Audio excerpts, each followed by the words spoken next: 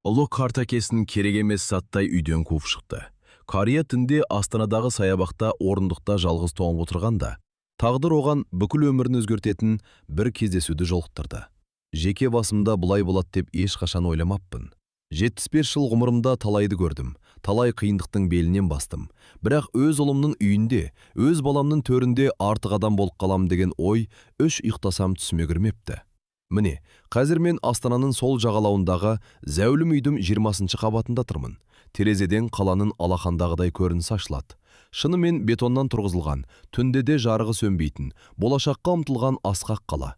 Бірақ бұл сұлулық менің жаныма жылу бере алмайды. Бұл менің қалам емес, менің әлемім емес. Пәтер кең, жарық, бірақ тым суық. Бірде-бір артық зат жоқ. Қымбат жиһаз, жылтыраған еден, қабырғадағы түсініксіз суреттер. Бәрі дизайнердің қолынан шыққандай, мұражай экспонат секілді мінсіз. Бірақ бұл үйде береке жоқ, тіршіліктің иісі сезілмейді. Менің марқұм кемпірім тірі болғанда, бұл үйдің іші қазір самса мен бауырсақтың иісіне толып, терезе алдындағы гүлдер жайғалып тұрар еді-ау. Кемпірімнің қолынан шыққан кестелі жастықтар, ескі, бірақ әрқайсысының өз тарихы бар ыдыс-аяқ. Қайда сол күндер? Мұнда тіпті қабырғалардың өзі мені бөтенсініп, сыртқа итеріп тұрғандай сезіледі. Кейде осы терезеге қарап тұрып, Алматыдағы ескі үйімді сағынамын. Екі бөлмелі тар болса да қандай ыстық еді шіркін. Әрбір заты естелікке толы болатын. Анал сарғайған кітап сөресінде менің инженерлік ғұмырымның куәсі болған қалың техникалық кітаптар тұрушы еді. Қазақстанның ірі құрылыс нысандарын, зауыттар мен комбинаттарды салғанда сол кітаптарды талай парақтадық қой. Сол қабырғаларда менің балаларымның күлкісі, кемпірімнің мейірімді дауысы сынып қалған. Терезеден қарасан көкке бой созған алып таулар көрінетін. Таңертеңгілік шайды сол тауларға қарап ішкенге не жетсін? Ал бұл жерде не бар? Тек ызғар. Таңертең ұлым Арман мен келінім Айша жұмыстарына асығыс жиналып кетеді. Кешке шаршап келіп, өз бөлмелеріне тығылады, немесе телефондарына өледі. Менімен сөйлесуге уақыттарда, зауқыларда жоқ сияқты. Дастархан басындағы әңгімеде қысқа қайырлады. Ата, денсаулығым жақсы ма? Бірдеңе керек пе деген екі ауыз сөз. Одан артыққа бармайды. Өзімді осы үйдің бір бұрышында тұрған ескі, ешкімге қажетсіз жиһаздай сезінемін. Кейде көздерінен осы шалдан қашан құтыламыз деген ойды оқығандай болып, денем тітіркеніп кетеді. Бұл жай ғана менің кәріліктен алжып, ойлап тапқан нәрсем бе, әлде шындық па? Осы сұрақ көкейімде күнде тұрады. Бірақ оған жауап беруге өзімде қорқамын. Менің жалғыз ұлымның аты Арман. Жасы 30-дан енді асқан. Үстіндегі киімі, қолындағы сағаты оттай жайнап тұратын нағыз іскер жігіт. Астанадағы бір үлкен компанияда маңызды қызмет атқарады. Алайда, оның сол сыртқы жылтырының астында қандай жан жатқанын мен әкесі кейде түсіне алмай қалатынмын. Әсіресе осы соңғы жылдары. Ол менімен сөйлескенде көзіме тік қарамайтынды шығарды. Әңгімеміз «Е әке, жоқ әке, шаруалар көп» дегеннен әріге аспайтын.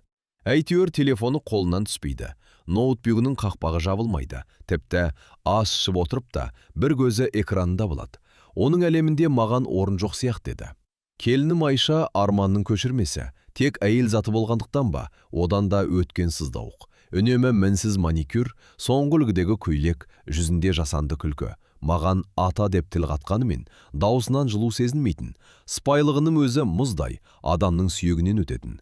Менің қасынан өткенде иіс суының емес, бір түрлі жиіркеніштің лебесетіндей болатын.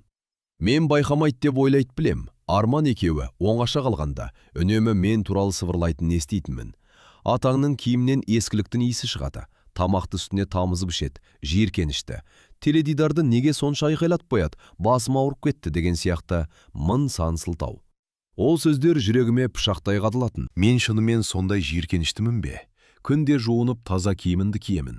Қартайған соң қолым қалтыраса, оған мен кінәлімін бе? Кешкісін үшеуміз үнсіз тамақтанамыз. Тек қасық пен шанышқының ыдысқа соғылған тықыры естіледі. Арман оймен жұмыста, Айша телефонында. Мен олардың әлеміндегі елес сияқтымын. Бірдеңе деп сөз бастасам, Арман басын изей салатта, әңгімені жалғастырмайды. Айша болса, естімегенсіп отыра береді. Олар менімен емес, мен туралы сөйлесетін. Кейде ас бөлмеден шығып бара жатып, Айшаның Арманға: «Ертең құрбыларым келеді, атамыз тағы өз бөлермесінен шықпай отырса екен» дегенін құлағым шалып қалатын. Атамыз. Бұл сөздің өзін мені бөліктеп, бөтенситіп айтатын ішім сезетін.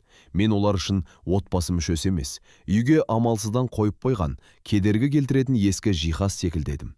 Олардың осы сыпайы қатыгездігі кейде ашық айқайдан да ауыр тиетін. Ішімде бір дауылдың якынлашмақты oldu оны. Yakın заманда fırtına kopacağını hissediyordum. Сол күнгі кешкі ас ешқашан есімнен кетпейді. Айша үстелге тамақ қойып жатқанда жүзінен бір суықтық сезіп тұрды. Ыдыстардың дауысы да ашулы адамның қолынан шыққандай тым қатты естілді. Әдеттегідей Арман телефонынан баса алмай іскерлік хаттарына үңіліп отырды. Ал мен сол үлкен жыдыраған үстелдің басында өзімді тағы да артық адамдай сезіндім. Тамаққа енді ғана қол созғаным сол еді. Қолымдағы қасығым солқ етіп еденге түсіп кетті. Қасық қатты ағаш еденге тиіп, пәтердің ішін жаңғырықтырып жіберді. «Апа, байқасаңызшы», деді Айша тіксініп. Оның даусы зінсіз шыққанмен ішіндегі ашуы анық білініп тұрды. «Жаңа ғана тазалап қойған едім ғой». Мен еңкейіп, қасықты алмақ болғанымда басым айналып кеткендей болды. Орныма қайта отырдым. «Кешіріңдер, байқамай қалдым», дедім ақталғандай. Айша ауыр күрсініп, күйеуіне бұрылды. «Арман, сен естисің бе? Бұл күнде қайталанып жүр. Үйдің іші шашылады, бірдеңе сынады, бірдеңе төгіледі. Ертең үйге қонақ шақырсақ не болады? Ұят қой, адамдардың көзінше», деп сыбырлай бастады.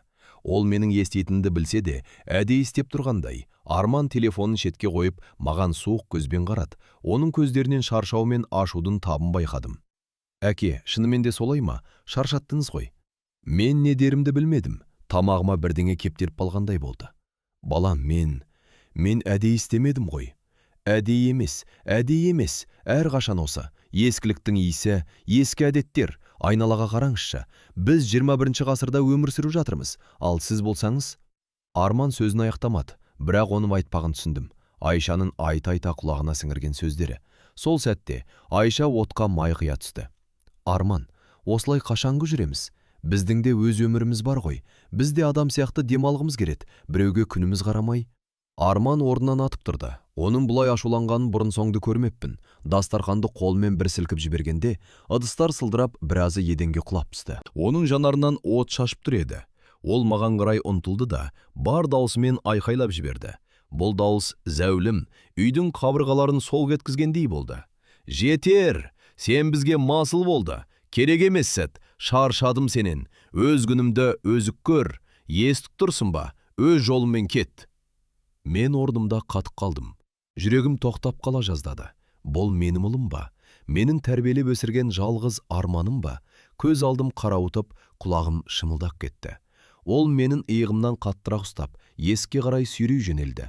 Менің үстімде жұқа жейдөмпір мен үй шалбары ғана. Даланың аязын ойлап денем дірете қалды. «Тоқта балам, тоқта. Қайда?» деп үнім әрең шықты. Арман дәліздегі ілгіште тұрған өз күртешесінің қалтасын ақтарып, бір уыс ақшаны алып шықты да, менің күртемшенің қалтасына тықсыра салды. Шамасы 20-30 мың теңгедей бар болар. Содан соң есікті ашты. Сырттан соққан мұздай жел бетімді қарып өтті. «Мә ал, басқа менен көктейін да күтпе, кет бұл үйден». Ол мені пәтерден итеріп шығарып, есікті артынан тарс жапты. Кемір есіктің құлыбының шықылдап жабылғаны менің өмірімнің бір тарауының аяқталғанын білдіргендей болды. Сыртта, жылы дәлізде, аяғымдағы жұмсақ тәпішкеммен, жүрегімде мұздай бос кеңістікпен жалғыз қалдым. Аяғымды қайда сүйреп келе жатқанымды өзімде білмеймін. Бірақ бір кезде алдынан асқақтап Астана опера театрының ғимараты шыға келді. Қараңғы түнде шамдары жарқырап, нағыз ертегідегі сарайдай көз тұндырады.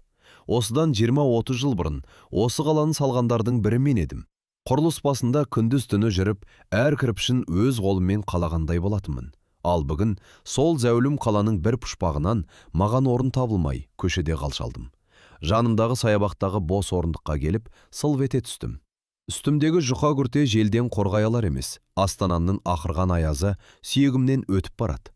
Маңдайымдағы жарықтар, айналамдағы сән салтанат мені мазақтап тұрғандай. 2 сағат бұрын ғана жылы үйде отыр едім. Ал қазір мен ешкімі жоқ, панасыз біреумін.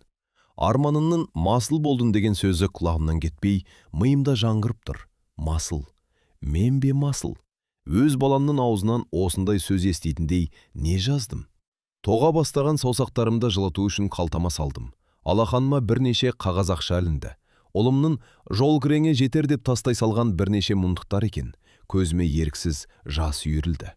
Менің бүкіл өмірімді, төккен терімді, әкелік махаббатында осы бірнеше қағазбен бағалағаны ма?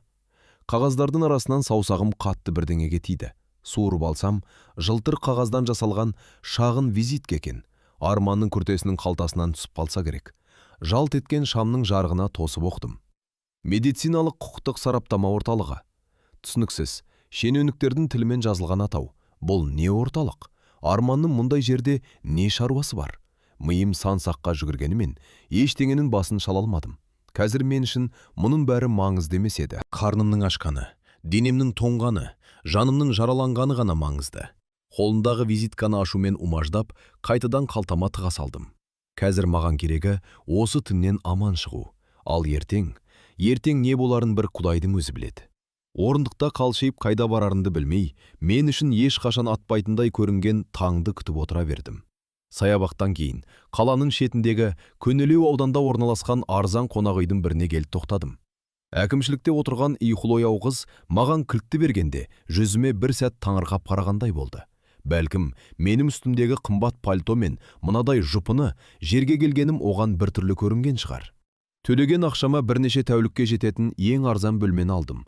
Есікті ашып ішке кіргенде мұрныма ескі жиһаз бен шаңның жағымсыз иісі келді. Бөлме тым тар екен. Темір кереует, ескі тумбочка және кішкентай терезе. Терезеден сырттағы көп қабатты үйлердің қараңғы сұлбасы ғана көрінеді. Арманның зәулім үйіндегі кең жарық бөлмемен салыстыруға да келмейді. Бірақ қазір таңдайтын жағдайда емеспін. Сырт киімімді шешпестен сықырлаған кереуетке отыра кеттім. Суық бөлменің ішінде денем тоңғанымен, жанымда не болып жатқан түсіне алмай, ішім өртеніп бара жатты. Осылайша қанша отырғаным есімде жоқ. Жалғыздықтың зіл батпан салмағы иығыма мініп алғандай. Кенет, осыдан бірнеше күн бұрын болған бір оқиға ойыма орала берді. Ол кезде мен бұл сөздерге еш мән бермеген едім. Кешкісін өз бөлмемде кітап оқып отырғанмын. Есігім сәл ашық қалыпты. Дәлізде Арманның біреумен телефон арқылы ақырын, бірақ ашулы сөйлесіп жатқанын естідім. Ол әдетте ісіне қатысты нәрселерді үйде талқыламайтын, сондықтан еріксіз құлағымды түрдім. Жоқ, тездету керек деді ол, тістене сөйлеп. Ол кісінің жағдайы белгілі ғой, әрекетке қабілетсіз деп тану процесін бастау керек. Мен сендерге ақшасын төледім ғой. Телефонның ар жағындағы адам бірдеңе деп жауап берді ме білмеймін. Арман одан сайын ашуланды. Қандай медициналық куәландыру тағы? Менің сөзім жеткіліксіз бе? Содан кейін мүлікке иелік ету құқығын реттеу қанша уақыт алады? Мен күте алмаймын. Сол сәтте мен бұл әңгімені Арманның бизнесіне қатысты кезекті бір қиындық деп ойлап, басында шайқап қоя салғанмын.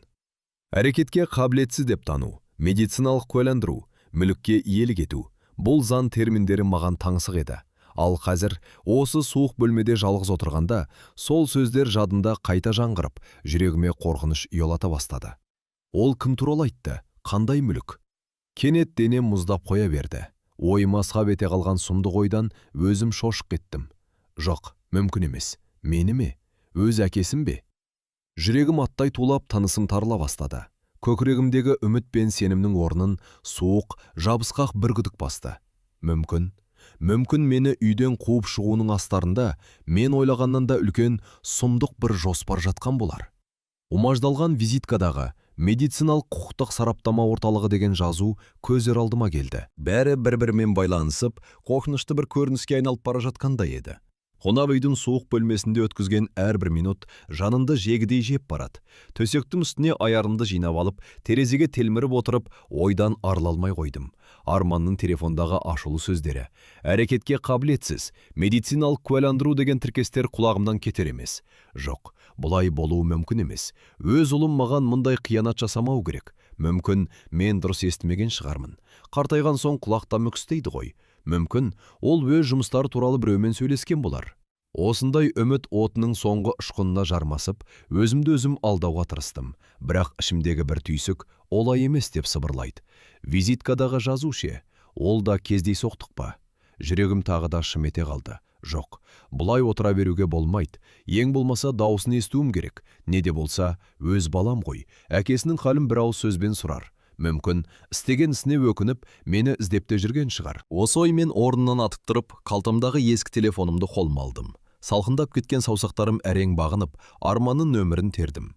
Тұтқаны көтергенше, өткен бірнеше секунд маған мәңгіліктей көрінді. Жүрегімнің дүрс-дүрс соққаны құлағыма естіліп тұрды. Әне, тұтқаны көтерді. «Алло», деді Арманның суық, таныс емес дауысы.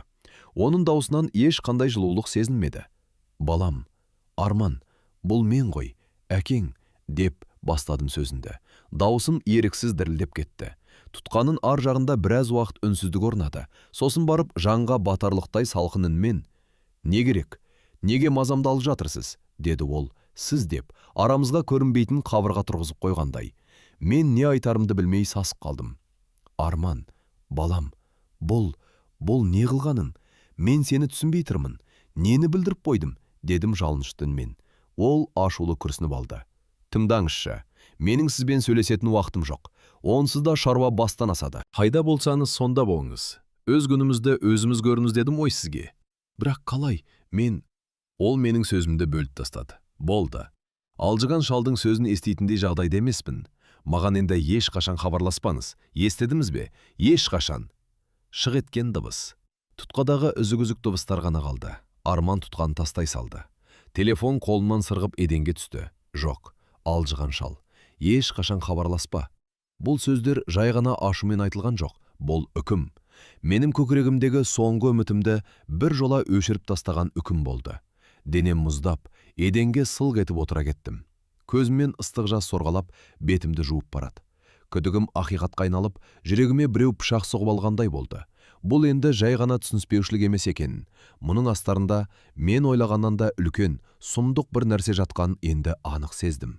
Ұлымның «алжыған шал» деген сөзі құлағымда жаңғырып, миымның ішінде қайта-қайта айналсоқтап тұрып алды. Тұтқаны тастай салғаннан кейін қолымдағы телефонға қарап, қанша уақыт отырғанымды білмеймін.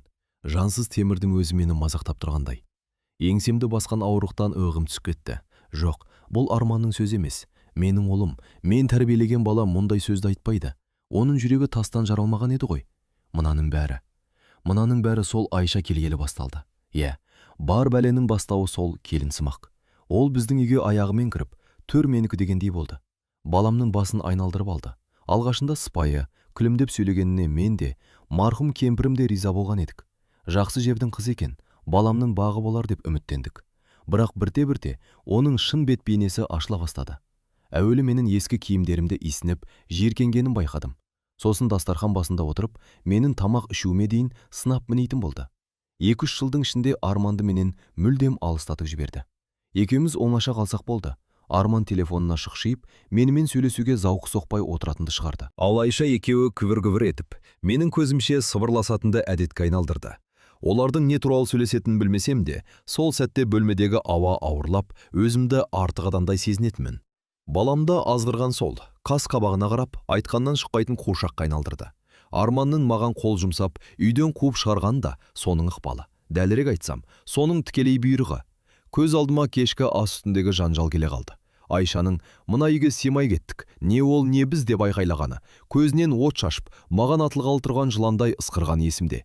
Ал Арман, ол жай ғана шешесінің сөзін сөйлей алмаған жас баладай Айшаның аузына қарап тұрды. Оның рухын, жігерін, әкеге деген құрметін, бәрін осы әйел тартып алған. Оның көзіндегі от, бойындағы күш-қуат, ұлыма емес, маған деген өшпенділікке тол еді. Мен оның жолындағы кедергі болдым. Не үшін? Неге мені сонша жек көреді? Оның мақсаты не? Кенет ойыма Алматыдағы пәтерім түсті. Менің марқұм кемпірім екеуміздің некеміз қиылған. Балаларымыз дүниеге келген, бүкіл саналы ғұмырымыз өткен сол киелі шаңырақ. Сол пәтерді бірнеше рет сатайықша, Астанадан үлкен үй алайық деп қоймағанда осы Айша еді. Мен көнбеген едім. Ол тек баспана емес, ол менің өткенім, менің тарихым, кемпірімнің маған қалдырған аманаты. Демек, оның көздегені сол пәтер. Мені есінен алжасқан, ешкімге керегі жоқ қаңғыбас етіп көрсетіп, үйге иелік етпекші. Баламның қолымен от көсеп, менің арымды, намысымды таптап мақсатына жетпекші. Жоқ, бұған жол бермеймін дедім ішімнен. Менің қаным басыма тепті. Жанарымнан аққан жас ашумен ызаға айналды. Бұл енді жай ғана үйден қуылу емес, бұл соғыс. Менің ар намысым мен балам үшін ашылған соғыс. Қандай жолмен болса да, Арманның көзін ашуым керек. Ол әйелдің шынайы бет пердесін сыпыруым керек. Тек қалай? Келінім Айшаның суық жүзі, ызғарлы сөздері көз алдынан кетер емес. Бар пәленің басы, осы қатын. Арман бұрын мұндай емес еді ғой, деп өзімді өзім жұбатқан боламын. Ұлымның бір ауыз сөзбен мені далаға лақтырып жібергенін ұмытқым келді. Бар кінәні келіннен көріп, жүрегімдегі зіл батпан жүкті сәл де болса жеңілдеткім келді. Бірақ арзан қонақ үйдің салқын төсегінде аунап қунап, түн ортасына дейін көзілмей жатқанда ойым сансаққа жүгірді. Жоқ, бұл жерде мәселе тек Айшада емес. Ол отқа май құйған адам ғана, ал отты жаққан басқа біреу. Сол біреу менің өз ұлым. Осы ой басыма сарт ете қалғанда, бойымды бір суық тер жауып өтті. Мен алданып жүрмін. Өзімді өзім алдап, шындықтан қашып жүрмін. Өз ұлымның опасыздығын мойындауға батылым жетпей, жауапкершіліктің бәрін келінге артып қойыппын ғой. Әрекетке қабілетсіз деп тану, медициналық куәландыру, мүлікке иелік ету. Арманның ашумен айтқан осы сөздері құлағымда қайта-қайта жаңғырды. Бұл жай ғана ашу үстінде айтыла салған сөздер емес. Бұл дайын жоспар. Мұқият ойластырылған қатыгез жоспар. Орнымнан атып тұрдым. Жоқ. Мен бұлай қол қусырып тағдырдың салғанына көніп жата алмаймын. Бұл жай ғана үйден қуылу емес. Бұл менің әкелік абыройымның, осы жасқа дейін жинаған ар намысының аяққа тапталуы. Мен Асқар, 75 жыл өмірімде ешкімге масыл болмаған адам, енді келіп өз баламның кесірінен есі ауысқан қаңғыбас атануым керек пе? Жоқ, ешқашан. Енді не істеу керек? Кімнен көмек сұраймын? Астанада танитын ешкімім жоқ. Туыстардың бәрі Арманның аузына қарайды. Оларға барсам, ұлымның сөзін сөйлеп, мені қайтадан масқаралайды. Ойыма ескі достарым түсе бастады. Көбінің қайда екенін де білмеймін. Біреуі өмірден өтті. Біреуімен аралас-қараластық үзілген. Бір сәт үмітім үзіле жаздады. Сол кезде есіме Қарағандыдағы Мұрат түсті. Менің ескі досым, сенімді серігім. Кезінде құрылыста бірге істедік. Кейін ол заңгерлікке оқып кетті. Екеуміз де зейнетке шықсақ та, жылына бір-екі рет телефонмен тілдесіп тұратынбыз. Мінезі тік, бірақ әділдікті жаны сүйетін, шынды бұшын шырылдайтын азамат еді. Осыдан басқа сенетін адамым қалмады. Терезенің жанына барып, ескі телефонымның батырмаларын дірілдеген саусақтарыммен әзер бастым. Жүрегім аттай тулап, тамағыма бірдеңе кептеліп қалғандай болды. Не деп айтамын? Балам мені үйден қуып жіберді, көмектесші деймін бе? Ұяттан өртеніп кетермін. Бірнеше гудоктан кейін тұтқаны көтерген таныс дауысты естідім. Алло? Мұрат, ассалаумағалейкум, бұл мен ғой, Асқар, дедім әрең сыбырлап. Уағалейкум ассалам, Асеке, сенбісің? Оу, 1000 жыл болды ғой хабарласпағалы. Амансың ба достым? Дауысым бір түрлі ғой, бірдеңе болып қалды ма? Оның қамқор үнін естігенде көзіме еріксіз жас келді. Еңсемді тіктеп, өзімді қолға алуға тырыстым. Шүкір, Мұрат, шүкір. Өзің қалайсың? Бала-шаға аман ба? Бәрі жақсы, рахмет. Асеке, бірден іске көшейінші, сенің даусын маған ұнамай тұр. Тыныштық па? Терең тыныс алдым. Қазір бәрі осы сөзге байланысты. Мұрат, бауырым, сенен бір үлкен өтініш болып тұр. Заңгер ретінде көмегің керек. Айта бер, Асеке, қолынан келсе аянып қалмаспын. Менің Алматыдағы пәтерім бар еді ғой, есіңде ме? Марқұм кемпірім екеуміз тұрған. Әрине есімде. Оған не болды? Сол үйдің құқықтық жағдайын тексере аласың ба? Өтінемін. Ол әлі менің атымда ма? Мүмкін қандайда бір тыйым салынған ба? Сот арқылы бірдеңе болып жатыр ма? Соның бәрін біліп берші, құпия түрде. Тұтқаның ар жағында біраз уақыт үнсіздік орнады. Мұраттың бірдеңені сезгені анық. Асқар, бұл не сұрақ? Бірдеңеден күдіктеніп жүрмісің? Тексеріп берші, Мұрат, өтінемін. Содан кейін бәрін өзім айтып берем.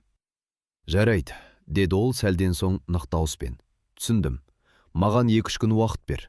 Анық-қанығын біліп, өзім хабарласам. Сені құжаттарының көшірмелері менде архивте сақтаулы болу керек. Еш қам жеме, достым. Тұтқаны қойған соң ордымда сілейіп отырып қалдым. Бір жағынан нақты қадам жасағаныма ішім сәл жылынса, екінші жағынан бергісіздік пен үрей бүкіл денемді билеп алды. Енді тек күту қалды. Ең қиында осы екен. Егер күдігім расталса не болады? Егер бәрі мен ойлағандай болып шықпаса ше?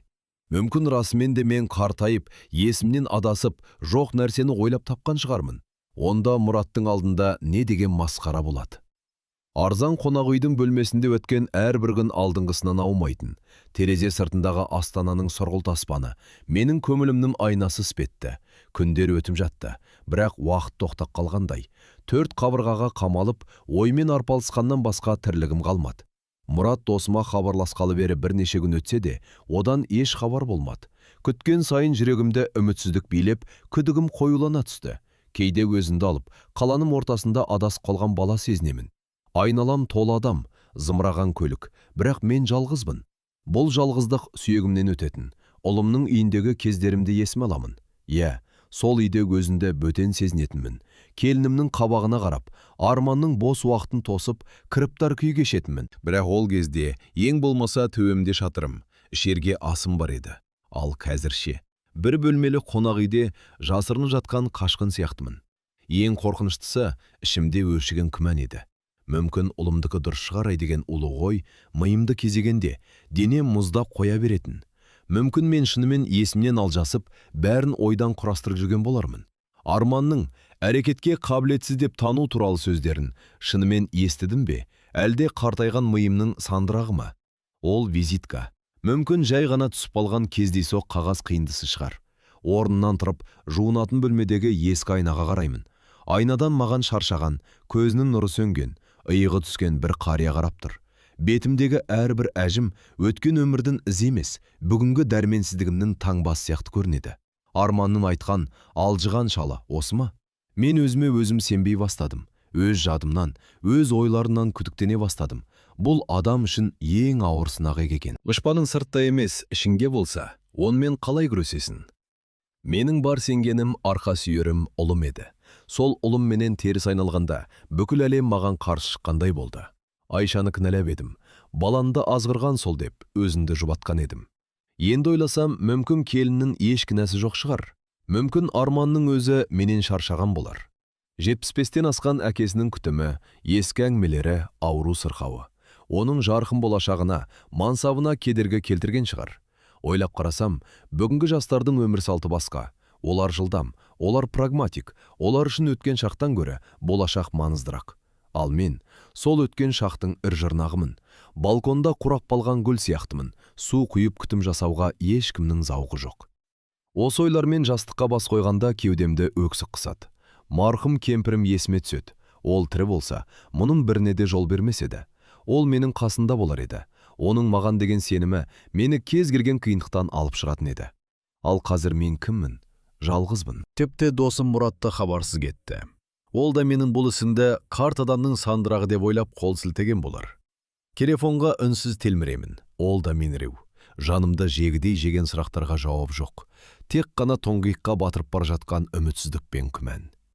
Уақыт шіркін қонақ үйдің арзан бөлмесінде одан бетер баяулап қалғандай.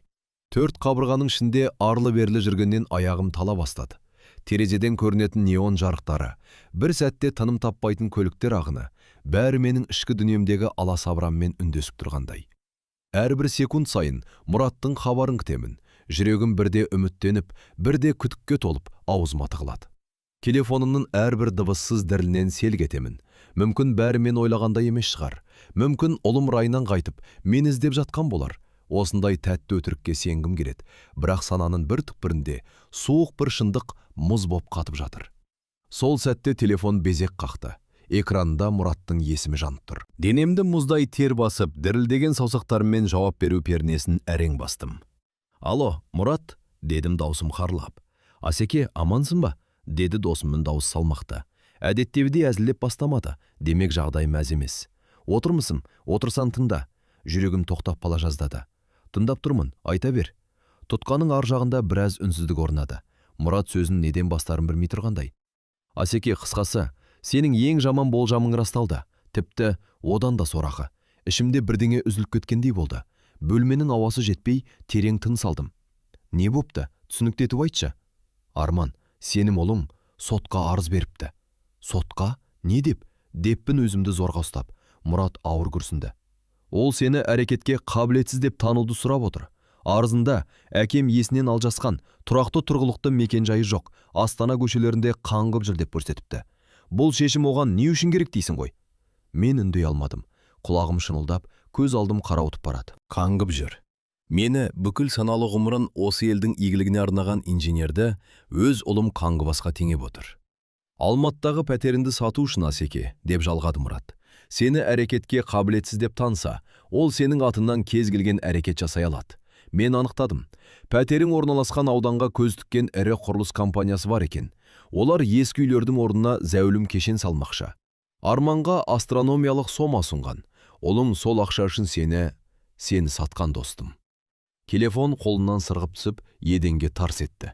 Құлағымда Мұраттың соңғы сөздері қайта-қайта жаңғырып тұр. Сені сатқан. Өз ұлым. Менің арманым. Ақ дегенім алғыс, қара дегенім қарғыс болған жалғыз перзентім. Оның дүниеге келгендегі қуанышым, кішкентай кезіндегі бұлдырлаған тілі, мектепке бірінші рет барғаны, бәрі кино лентасындай көз алдымнан өтіп жатты. Кенет есіме қалтамда умаждалып қалған визитка түсті. Медициналық құқықтық сараптама орталығы. Арманның телефонмен айқайлап сөйлескен есінде. Әрекетке қабілетсіз деп тану, медициналық куәландыру, мүлікке иелік ету, соқыр болған екем ғой. Бәрі алдын ала жоспарланған. Мені үйден қуып шығуының өзі сол жоспардың бір бөлігі. Мені үйгейсіз, дәрменсіз ет көрсету үшін жасалған қан қастандық. Айшаны кінәлап едім. Жоқ, келіннің азғырған емес бұл. Бұл өз баламның жүрегінен шыққан ашкөздікпен қатыгездік. Жүрегімді шанышқан ауру басылып, орнына мұздай бір ыза толды. Көз жасым кеуіп, жұдырығым түйілді. Олар мені алжыған, дәрменсіз шал деп ойлады. Олар мені тірідей көміп, артында қалған марқұм кемпірім екеуміздің естелігімізді аяққа таптамақ болды. Жоқ, мен әлі тірімін. Менің ақылымда, күш-қуатымда орнында. Бұл енді жай ғана үйден кету емес. Бұл ар намыс үшін күрес. Әкелік абырой мен ананың аманаты үшін күрес. Енді мен қашпаймын, қорғанбаймын да. Мен шабуылға шығамын. Мұраттың әрбір сөзі телефон тұтқасынан өтіп, құлағымды тесіп, жүрегіме қорғасындай құйылып жатты. Сотқа арыз берген. Әрекетке қабілетсіз деп тану үшін. Үй-күйсіз қаңғып жүр деген желеумен. Алматтағы пәтер. Бұл сөздер суық бөлменің ішінде жаңғырып, менің жан дүниемді төңкеріп жіберді. Есімнен танып қала жаздадым. Бірақ таңғаларлығы, мен есімнен танбадым. Керісінше, денемді мұздатқан аяздың орнын кенеттен ыстық толқын басқандай болды. Жоқ, бұл сырттың жылуы еместін. Бұл ішімнен лап етіп жанған, барлық буын-буынымды балқыта жаздаған кәрі жіліктің қаһар еді. Мен енді мүсәпір, сорлы шал емес едім. Мен енді жылап-сықтап, тағдырма налитын әлжуаз қария емеспін. Сол сәтте, бойымдағы барлық күдік, үрей, өзіме деген аяушылық сезімі күлге айналып ұшып кетті. Оның орнын кек емес, намыс оты басты. Әкелік намыс, ер азаматтың абыройы, ең бастысы, марқұм Жамалымның аманатына деген адалдық. Ол пәтер жай ғана қабырға емес, ол біздің жарты ғасырлық тарихымыз, әрбір кірпішіне қуаныш пен қайғымыз сіңген киелі мекен. Ал менің жалғыз ұлым сол киелі мекенді мені ес ауысқан етіп көрсетіп, арзан абыройғаға айырбастамақшы. Өз әкесін. Болды, жетер. Менің аянышты күндерім тәмамдалды, енді күрес басталады. Телефонды қоя салып Динаға хабарластым. Оның даусынан-ақ менің өзгергенімді сезді білем. Ата, не болды? Даусыңыз басқаша ғой, деп сұрады алаңдап. Мен оған бәрін жайып салдым. Телефон арқылы емес, бетпе-бет. Оның бояу иісі аңқыған шағын шеберханасына келгенімде, Дина Мұраттың сөздерін естіп, көзі шарасынан шырып кете жаздады. Оның жас жүзіндегі аяушылықтың орнын ашу мен жиіркеніш басқанын көрдім. Сол сәтте мен, оның маған жай ғана жаны ашыған жас қыз емес, менің осы шайқастағы ең сенімді серігім болатынын түсіндім. Біз Мұратқа қайта қоңырау шалып, телефонның даусын қатты шығарып қойдық. 3 адамнан тұратын соғыс кеңесі осылай басталды. Қарағандыдан Мұрат заң тұрғысынан ақыл қосты. Дина жастық жігермен, заманауи ойлармен бөлісті. Ал мен осы ойынның басты себебін, Арманның психологиясын бәрінен жақсы білетін адам ретінде өз ойымды айттым. Бізге куәгерлер керек, Асқар аға, деді Мұрат. Сотта сіздің сөзіңізге қарсы Арманның әкесі алжып көшеде қалды деген жалған дәлелдері тұрады. Біз оның бет пердесін бүкіл жұрттың көзінше сыпыруымыз керек. Сол кезде Дина кенеттен ойланып қалды да. Тоқтаңыздаршы. Мен бүгін бір жаңалық естідім. Әлеуметтік желіден көрдім. Арманның келіншегі Айшаның сіңлісіне құда түсіп, үлкен той жасамақшы. Құдалық. Астанадағы ең зәулім мейрамханалардың бірінде өтеді екен деді. Бөлмеде тыныштық орнады. Менің де телефонның ар жағындағы Мұраттың да ойына бір нәрсе сап ете түскені анық еді. Дәл өзі, деді Мұраттың даусы жігерленіп. Одан асқан мүмкіндік болмайды. Ол жерде бүкіл туыс жиналады, құдалар болады. Арманның бизнестегі серіктестері де келуі мүмкін.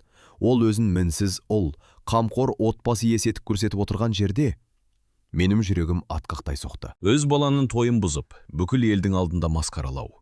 Бұдан асқан ауыр жаза бар ма әке үшін? Бірақ менің басқа малым қалмады. Бұл енді арманға деген жеке реніш емес, әділдік үшін күрес еді. Жарайды дедім. Менің даусым қарлығып, бірақ нық шықты. Солай істейміз. Мен сол тойға барамын. Динаның көздері жайнап кетті. Ол менің қолымнан ұстап, ата, сіз жалғыз емессіз, біз сізбен біргеміз, мен де сізбен бірге барам деді. Жоспар құрыла бастады. Мұрат сот арызының көшірмелерін, Арманның әрекеттері туралы барлық жинаған дәлелдерін курьер арқылы жіберетін болды. Дина той өтетін мейрамхананы, уақытын, тіпті кіреберістегі күзеттің ауысына дейін анықтап алды. Ал менің міндетім сол сәтке дейін рухымды түсірмей, өзімді дайындау. Бұл менің өмірімдегі ең маңызды шайқас болмақ. Мен онда жеңіске жетуге міндеттедім. Марқұм Жамалымның рухы үшін, өз абыройым үшін, болашақта ешбір ата-ана баласына мұндай қорлық көрмеу үшін жеңуге тиіспін. Динаның бояу иісі аңқыған, шағын шеберханасынан шыққанда, Астананың мұздай желі бетінді қарып өтті. Жаңа ғана іштегі жылу мен жайлылықтан кейін, сырттағы ызғар денемді тітіркендіріп жібергендей болды.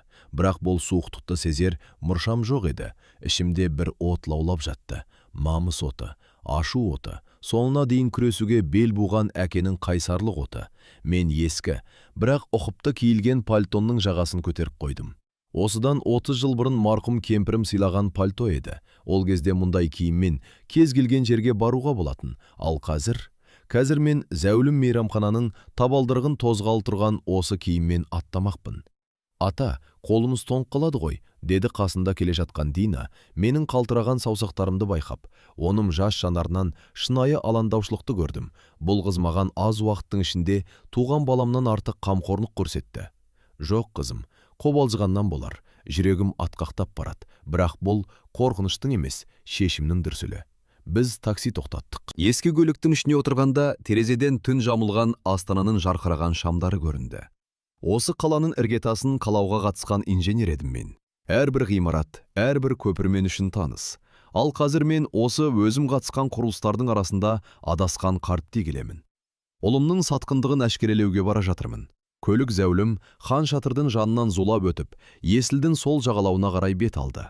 Әрбір жарқ еткен жарық көзіме шаншудай қадалып, Арманның «Сен бізге масыл болдым» деген сөзін құлағыма қайта-қайта жаңғыртып тұрғандай.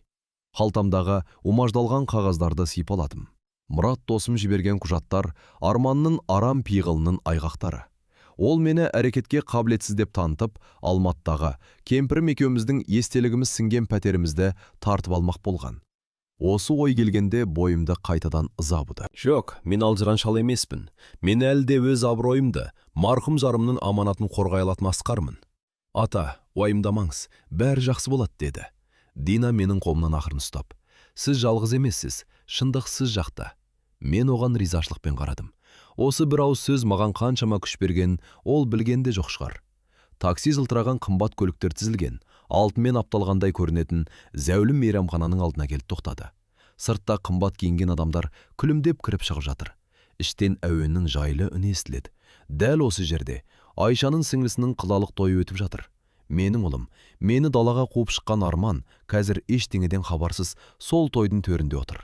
Есік алдында тұрған күзетші, біздің ескі көліктен түскенімізді көріп, менің киіміме жиіркенішпен бір қарады. Оның көзқарасынан «Мына қайыршылар мұнда не қып жүр» деген сұрақты анық оқыдым. Қобалжып, бір сәт кідіріп қалдым. Мүмкін бәрін тастап кері қайту керек пе? Бірақ Динаның жігерлі жанарына қарап, бұл ойымнан тез айныдым. Бұл енді кері шегінетін жол емес. Бұл менің өмірімдегі ең маңызды шайқас. Біз мейрамхананың ауыр, жылтыраған есігіне қарай беттедік. Ішімде бір дауыл тұрып, барлық сезімдерім арпалысып жатты. Бірақ көзімнің оты жанып, жүрегімде ешқандай күмәнсіз мызғымас шешім бар еді. Зәулім мейрамхананың есігі айғар ашылғанда, іштегі думан мен құлақты тұндыратын музыка бізді беттен қақты. Жалт-солт еткен шамдар, бүлге оранған үстелдер, қымбат киінген, мәз мейрам болып отырған жүздеген адам. Бұл менің әлемім емес еді. Динаның демек тұрғанын сезіп, терең дем алдым. Қорқыныштан көрі, ішімде бір тас түйін шешім қатып тұрған. Мен бұл қадамға баруым керек. Марқұм кемпірімнің аруағы үшін, өз абыройым үшін. Біз залдың ортасына қарай аяндадық. Ескі күртем мен тозған бәтеңкем мына жалтыраған ортада ақ қағаздағы қара дақтай көрінетін білемін. Алғашында бізді ешкім байқамады. Бірақ би алаңының шетіне жеткенде асабаның көзі шалды білем. Сөйлеп тұрған жерінде кібіртіктеп қалды. Музыкада саптыйла берді. Бір сәтте жүздеген көз маған қадалды. Залға өлі тыныштық орнады. Төрде құдаларының ортасында отырған ұлым Арман орнынан атып тұрды. Оның жүзіндегі күлкі мен ментікпен масаттану емес, енді таңданыспен ашуға толы еді. Ол маған қарай асығыс шіріктеле жатып, тісін қайрап: Сен мұнда неғып жүрсің? Кім кіргізді сені? Деді сыбырлап. Қолынан сүйреп далаға шығарып жібермек болды. Мен бар күшімен оның қолын сілкіп тастадым. Жоқ Арман, бүгін емес. Бүгін мен сенің ойыншығың емеспін. Қалтамдан Мұрат жіберген, ұқыпты бүктелген қағаздарды суырып алдым. Басында даусым дірілдеп шықты, бірақ сөйлеген сайын нығайып, бүкіл залға естіле бастады. Құрметті құдалар, ағайын туыс, жиылған қауым деп бастадым мен. Мен Асқарұлы Қайрат, мына төрде отырған Арман деген азаматтың әкесі болам. Зал тым-тырыс. Арманның өңі қуарып, боп-боз болып кетті. Ол маған қайта ұмтылғанда қасындағы достары ұстап қалды. Осыдан біраз уақыт бұрын менің осы жалғыз ұлым, артындағы ізбасарым, мені қағаған қыста далаға қуып шықты. Сен бізге масыл болдың деді. Ал енді қолымдағы мына қағаздарда не жазылған білесіздер ме? Мен қолымдағы қағаздың бірінші бетін жоғары көтердім. Мұнда бұлай деп жазылған, деп жалғастырдым. Даусым енді саңқылдап шықты. Арман Қайратұлы әкесін, яғни мені әрекетке қабілетсіз деп тану үшін сотқа арыз берген. Себебі мен үй-күйсіз қаңғыр жүрген екенмін. Оның мақсаты не дейсіздер ме? Оның мақсаты мені Есуасқа шығарып, марқұм анасы екеуміздің Алматтағы қара шаңырағымызды сатып, ақшасын қалтасына басу. Сөзімді аяқтай бергенде Арман шыдамады. Ол достарының қолынан жұлқынып шығып, маған қарай айқайлап тап берді. Залдағы тыныштықты енді ұлымның ашуға булыққан дауысы бұзды. Залдағы жансыз тыныштықты сындырған ащы бір дауыс болды. Айшаның құдағиы, яғни анасы орнынан атып тұрып, «Мынау не масқара?» деп айқайлап жіберді. Оның даусынан селк еткен жұрт енді шынайы өмірге оралғандай, зал ара ұясындай гүлдей бастады. Біреу күбірлейді, біреу басын шайқайды, біреу аң-таң болып маған, біреу Арманға қарайды. Құдалар жағының жүзінен от шығып бара жатты. Төрде отырған Айшаның әкесі, сыйлы ақсақал, екі алақанмен бетін басып, жерге кірерге тесік таппай отыр. Оның қасындағы Арманның іскер серіктестері ме, әйтеуір қымбат киінген бірнеше жігіт, ағасы ыңғайсыздана жөтеліп, Арманға жиіркенішпен көз тастады. Жаңа ғана онымен құшақтасып, болашақ ірі жобалар туралы сөз етіп отырғандарында ешқандай іс болмағандай. Енді міне, олардың көзқарасынан алаяқтың ұлымен істес болып қала жаздаппыз-ау деген сақтықты, тіпті менсінбеушілікті анық аңғардым. Арманның өзі қып-қызыл болып, көзі қанталақ кеткен. Ол маған қарай жұлқына ұмтылды. Сен не істеп қойдың? Деп ысылдады ол тістерінің арасынан. Бүкіл елдің алдында мені масқараладың, тойды бұздың. Ол мені иығымнан жұлқып, залдан сүйреп шығарғысы келді, бірақ мен тастай қатып орнында тұрып алдым. Масқараны мен жасадым ба, балам? Әлде өз әкесін алжығанға санап, үйінен қуып шығып, соңынан сотқа беріп, мүлкін тартып алмақ болған сен бе дедім, бүкіл залға естірте. Дәл сол сәтте Арманның ішіндегі бар бөгет бұзылып кетті. Ол енді өзін ұстай алмады. «Иә, солай істедім», деп ақырды ол бар даусымен. Зал тым-тырыс бола қалды. Тек оның ашуға булыққан даусы ғана естіліп тұрды. «Иә, сені әрекетке қабілетсіз деп танытқым келді. Алматтағы ескі пәтерің кімге керек? Сол жерде шіріп жатқанша ақша әкелсін дедім. Бізге, маған ақша керек болды. Тыңдадым ба әке? Ақша. Ал сен ескіні сағынып, кемпірімнің елесі деп болжырап, жолыма кедергі болдың. Сен әрқашан кедергі болдың». Осы сөздер жүрегіме қанжардай қадалды. Өз ұлым, менің жалғыз ұлым, ақша үшін, пәтер үшін. Оның көздерінен енді ұятты немесе өкінішті емес, тек қайнаған ашу мен өшпенділікті көрдім. Ол мені жек көретін сияқты. Осы сәтте ағайын туыс екіге жарылды. Анамның сіңлісі, яғни нағашы апам жүгіріп келіп, мені құшақтай алды. Асқаржан, қой балам, бұлар адандықтан безгендер ғой деп жылап жіберді. Бір-екі ағайын жігітте менің жаныма келіп, Арманға тесіле қарап тұрды. Бірақ екінші топта бар еді. Арманның бір немере ағасы маған қарай айғай салды. Үлкен кісі болып не істегеніңіз мынау? Үйде шешпейсіз бе мәселені? Бүкіл құданың алдында тойды ойран қылдыңыз ғой. Ұят қайда? Айша болса екі бетін басып еңіреп жылап отыр. Оның туыстары бізге емес, қыздарының бағын байлаған мына алаяқтар әулетіне лағнет айтып жатқандай. Зал іші базарға айналды. Бір-бірімен керісіп, бірін-бірі кінәлаған дауыстар, жылаған әйелдер, ашуланған еркектер. Осы аласабыранның ортасында мен тек Арманның жүзіне қарап тұрдым. Ол да маған қарап тұр екен. Бір сәтке оның көзінен бір үміт сәулесін, бір өкініш ұшқынын іздедім, бірақ таппадым. Кек суық, қатыгез, танымайтын бөтен біреудің көзқарасы ғана бар еді.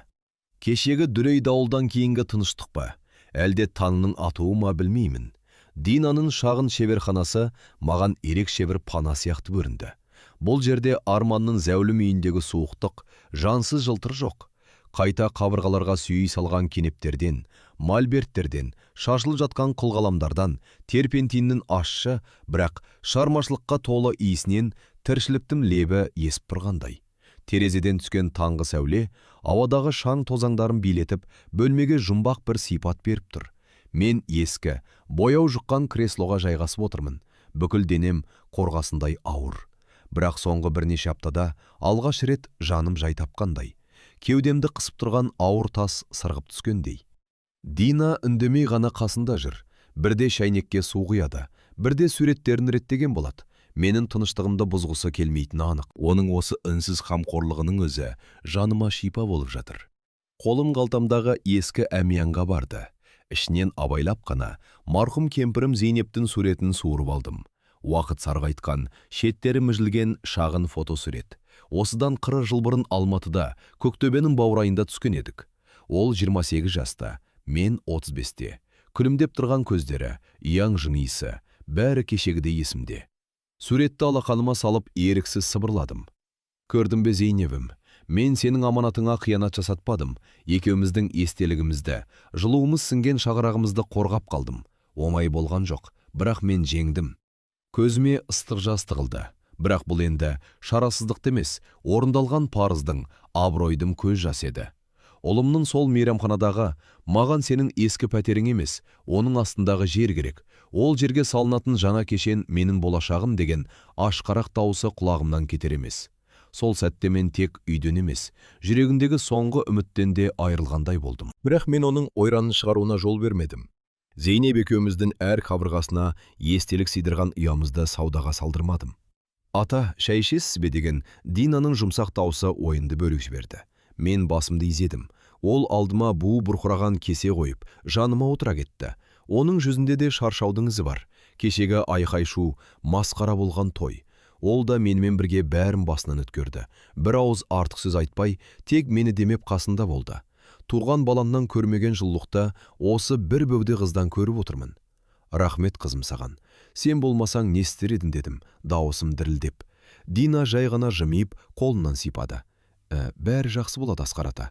Ең бастысы, сіз шындықты дәлелдедіңіз. Енді бәрі басқаша болады. Иә, енді бәрі басқаша болатыны анық. Арманның беті ашылды. Туыстың, дос-жаранның, серіктестерінің алдында оның қандай адам екені белгілі болды. Осы ойдан бір сәтке жеңілдеп қалдым, бірақ жүрегінің түпкірінде әкелік бір мұң әлі де сыздап тұр. Қанша жамандық жасаса да, ол менің балам ғой. Сол шулы кештен кейін Динаның шағын шеберханасына қалай жеткенім есімде жоқ. Жан дүнием алай-дүлей болып, құлағымнан тойдағы айқай-шу, музыканың үзілген дыбысы, Арманның ашуға булыққан дауысы кетпей қойды. Мен жеңдім бе? Жеңілдім бе?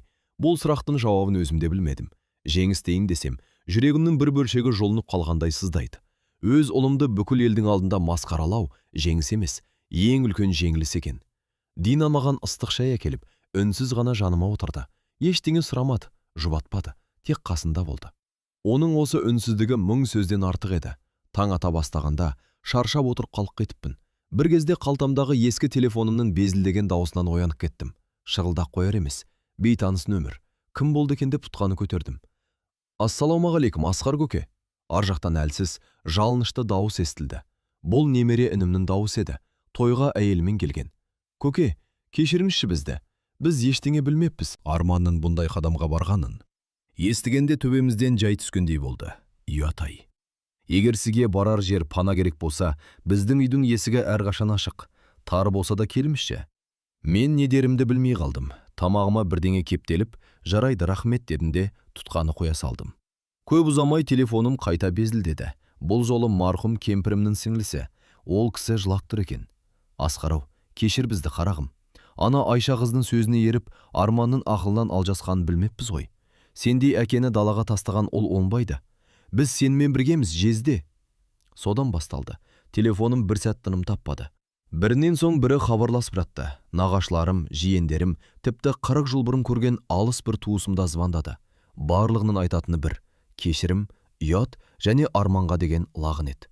Біреуі: Асеке, Арманға енді ешкім адам деп қарамайды. Бүкіл ағайын одан теріс айналды. Тойда сол жерде тарқап кетті. Құдалар жағы жерге кірердей ұялды, деді. Мен телефонды сөндіріп тастадым. Терезенің алдына барып, таңғы Астанаға қарадым. Қала оянып жатыр. Менің де өмірімде жаңа таң атып келе жатқандай, бірақ қуаныш жоқ. Кеудемде тек бостық. Мен жалғыз емес екенмін. Мені жақтайтын, қолдайтын туыстарым бар екен, бірақ осының бәрі не үшін керек болды? Олар мені ұлым үйден қуып шыққанда қайда қалды? Мен саябақта тоңып отырғанда неге ешқайсысы іздемеді? Енді шындық бет ашылғанда бәрі жапа тармағай жанашыр бола қалды. Адамдардың осы екіжүзділігі жанымда ауыртты. Мен жеңдім, бірақ отбасының шырқы бұзылды. Ұлым енді мен үшін бөтен адам, мүмкін мәңгілікке. Осы ойдан денем мұздақ кеткендей болды. Мен осыны қаладым ба? Жоқ. Мен тек марқұм жарымның аманаты, сол ескі пәтерді, естеліктерге толы шаңырақты сақтап қалдым келген.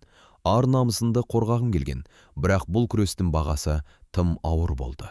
Ойым сан-саққа бөлініп отырғанда Дина қасыма келді. Қолында кесе толы ыстық сүт. Ата, тым болмаса осыны ішіп алыңыз, әлденіп аласыз.